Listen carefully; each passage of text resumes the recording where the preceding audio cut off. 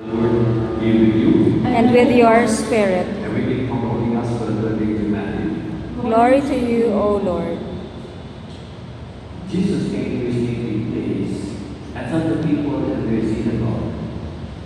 They were astonished and said, "Where did this man get such wisdom and mighty deeds?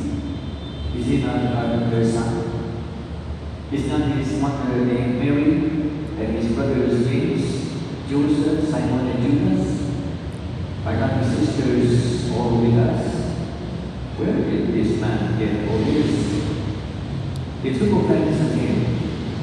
But Jesus said to them, "A prophet is not without honor except in his native place and in his own house." He did not work making mighty deeds there because of their lack of faith. The next gospel of our Lord. Praise to you, Lord Jesus Christ.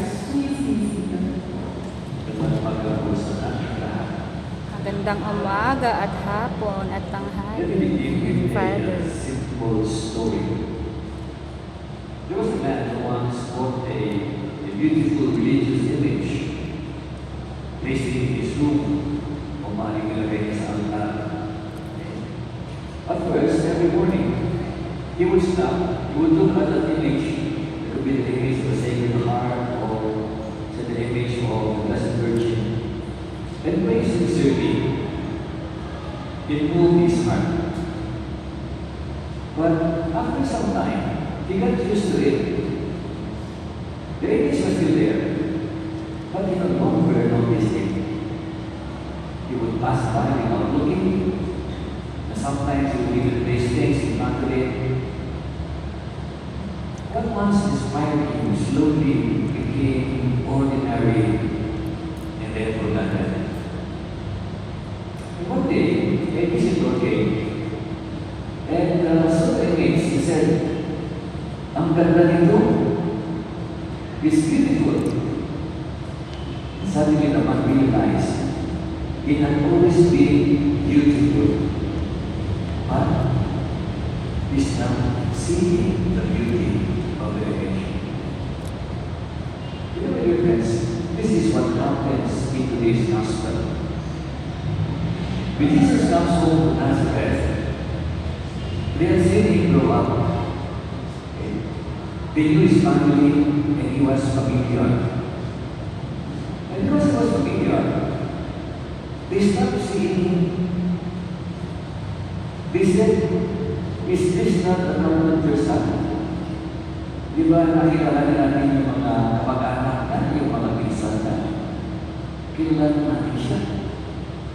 And the gospel will say that they took offense at him. Not because he did something wrong, but because they thought they already knew him. Parang yung pagkaalam nila sa pagkatao ng ating Panginoon kay Jesus Christ, since they were together when they were kids, yung kanilang isip ay dapat ganito lang siya. Okay? Parang nilagay sa sapatos na dapat hindi siya ang anak ng mas mataas pa kaysa sa atin because we are just the same. Ano ba this past?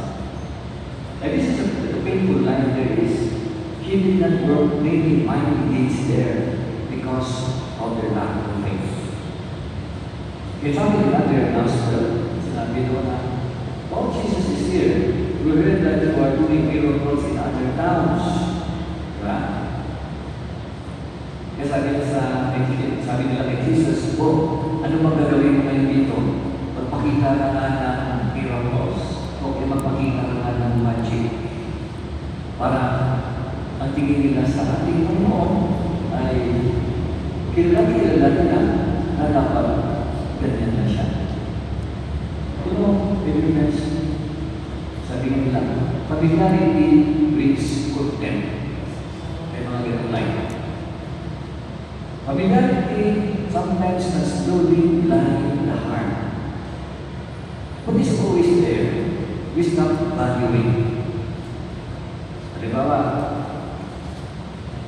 payo. Okay. Maganda yung payo. Kaso na minsan nilalagay natin sa tabi. Ano ba ang natin? Kaya pag-ulan, nasa paano kinumalag ng nasa? Because we begin to lose the value, or we begin to lose the things that are there na importante sa atin. And these things that happened with Jesus, this did not only happen in Nazareth, it happens to us. Okay? We get used to the Mass. Araw-araw nag-imisa tayo, linggo-linggo nagmamas tayo. We get used to prayers. We get used to our, say, classes. We get used to our community. And sometimes we get used to God Himself. And little by little, the fire becomes routine. Pagdadasal natin naging routine. The wonder becomes ordinary. And the presence of God sometimes becomes invisible. Sabihin natin na we don't reject God openly. But many times, we start expecting anything from Him. Kaya ngayon, halimbawa, nandito kayo, what do you expect from God? May pinagdasal pa kayo ngayon? May intention pa kayo ngayon sinabi kay Lord? Lord, pagalingin mo naman yung pinsan ko, may sakit. Ano dasal kayo kay Lord? May hiningi kayo kay Lord? Minsan, giglig lang tayo sa mga intentions. Yung mga birthday intentions, kung may intention para sa mga patay. Pero sa ating sarili, ano ba hiningi ko kay Lord ngayon? Minsan nagiging routine na kasi, very ordinary. Okay? Para schedule na lang namin na mag-mass ngayon, kaya pupunta na lang namin. Something like that. That is why when that happens, miracles also stop. Pero ako may hinihingi ni Lord, halimbawa, ikaw may hinihingi ni Lord, hindi lamang may ilang darasal. Bukas ko palagay ko, darasal ka ulit. O kaya si mama mo at si papa mo nag-aaway. No? Siguro, hihingi mo kay Lord, Lord, sana naman doon naman sila mag-aaway. Sana naman kaintindihan sila. Okay? Araw-araw magdadasal mo. And miracles can happen. Okay? Miracles stop not because God cannot act anymore. It is because the hearts are no longer open. Yung mga puso ba ninyo ay bukas. Minsan din mo ma-imagine mo ba, ano ba ang puso ko pintuan? Ano ba yung puso ko bintana? But actually, try to imagine it. The heart is like that. In fact, ang heart mo, gano'n pa kalaki ang heart natin, ilang pounds lang yung heart. Pero, napakaraming heart kaya nasa loob ng puso natin. Diba? Andyan yung saya, andyan yung peace of mind mo. Andyan din yung galit, andyan yung pagpo, andyan din yung maaway, kagulo-gulo sa puso mo. Andyan din yung media, andyan yung TikTok, andyan yung FB, andyan yung Messenger, andyan lang sa puso mo. At yung puso mo puno, anong gano'n? Ano makakapasok? Hindi na makakapasok ang grasya ng Diyos. Okay? That is why also the first reading, Jeremiah was standing in the temple and speaking the truth. Sabi ni Jeremiah, reform your ways, listen to the voice of the Lord. Reform your ways, listen to the voice of the Lord. But instead of listening, the people were strongly reacting. You must die. Gusto ba nilang patay si Jeremiah? Jeremiah was preaching them. Listen to the voice of the Lord. Alam mo yung voice or yung words that you listen to is very, very important. Halimbawa, sa umaga, pagising mo, sabi mo sa sarili mo, ay pagod ako, naantok ako, kaya mo pumasok. And you know what happens? The body obeys what you say. Ano nangyayari? Ang katawan mo, naglalambot. Ang mata mo na ano, parang kapot. Parang ayaw mo pumasok. Why? Because you are actually telling your body, telling yourself that you are like that. Yeah, it happens. But then if you say, for example, that you oh, today I'm happy, then the heart will beat this joy that you are telling me.